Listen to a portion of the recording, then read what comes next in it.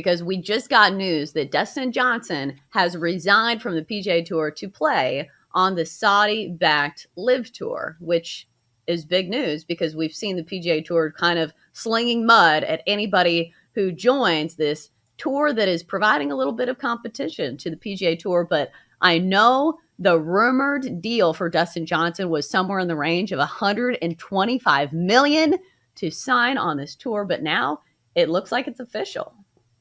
It's absolutely crazy to watch happen, and this is not going to go away. Phil Mickelson is going to play in the upcoming event, which we haven't even talked about that yet. A lot of people thought he would show some contrition, which he has, and then return to the PGA Tour. Instead, he apologized again yesterday. Now he's going to go play in this event. We're talking about big names, and the one thing the LIV Tour has is money. So you can argue the morality of it, and I certainly understand that, and it's a big part of this. That's one of the big points of debate that we keep talking about. But they have tons of money, this Saudi-backed tour. It's reported that Tiger Woods allegedly turned down like high 9 figures. That's from Greg Norman, who is the chairman of this whole thing. Tiger turned it down, but Tiger has more money than God, and Tiger cares about history. He cares about legacy. A lot of these golfers don't.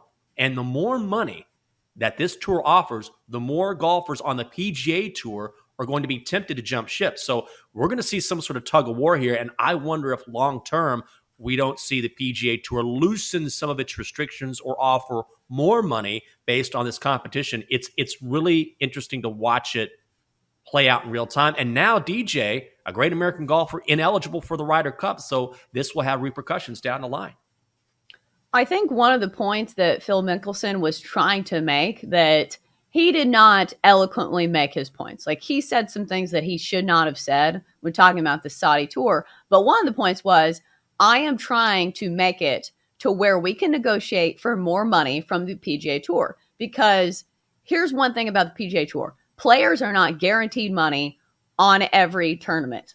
The Saudi-backed tour, I think the minimum is $100,000, even for just showing up and playing. So some of these tournaments, guys aren't even paying for their housing and their meals and their transit. So, it's a difference on the PGA Tour. And we really haven't seen this kind of dichotomy when it comes to any other sport because, number one, no other competitors have really had the money and the backing to kind of compete with another league. Like, we don't see it in the NFL and the XFL or whatever because there's just no competition. But the PGA Tour has some real competition here. And we'll see probably the bigger names stay around. But Dustin Johnson's a big one. He won a Masters. He's one of the better golfers on tour. Also kind of has some cachet to his name because he married Paulina Gretzky. So, in the pop culture world, people know who he is. But yeah, I think we'll see a lot of golfers go just because of the money. And the morality standpoint is a little tough. Because it's like, okay, well, where was your morality argument when there's tournaments in other countries that kind of have issues as well? The Olympics in China. So I think it's a tough line to kind of straddle because I see where they're coming from. But the PGA Tour, I feel like it's just doing damage control and trying to keep other golfers from going over there just because it's their competition. Well, 2 things. I totally agree with the morality part of it, but you see this in sports. You see this in politics all the time. Money talks, and a lot of people are willing to forego whatever morals they think they might have in the name of chasing dollars or money in their pocket. That's the way of the world. I don't like it, but we see it on a regular basis in all facets of life. Secondly, the PGA Tour needs to have a plan here because if you're trying to protect the PGA Tour and to prevent this from happening, you're going to need to acquiesce a little bit because the only plan it looks like right now that the PGA Tour has in place is just to make threats, which is if you leave, you can't come back. And a lot of golfers are willing to say, you know what? Fine. And the top tier golfers will probably stay. But these mid-tier golfers and maybe a couple of the top tier golfers, if they're getting paid just for showing up, they're going to leave. I guarantee you. So I'm interested to see the response from the PGA Tour in the next few weeks if they actually have something in place besides empty threats.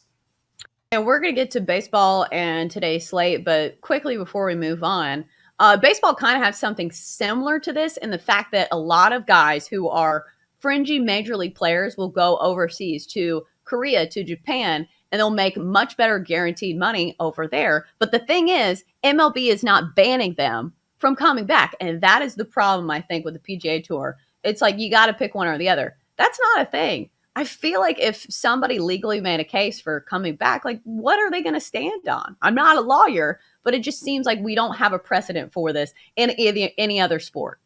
No, we've never seen it before, and it's worth pointing out. And Bill Rowland, one of our producers, said this, and it's a great point. The PGA does not run the U.S. Open; that's the USGA. It does not run the Masters. So these guys who could possibly be banned from the PGA Tour, who as of now are banned, could come back and still play in majors in the United States. It could really end up being a mess unless something is worked out. Oh, for sure. And I am interested to see how it all pans out.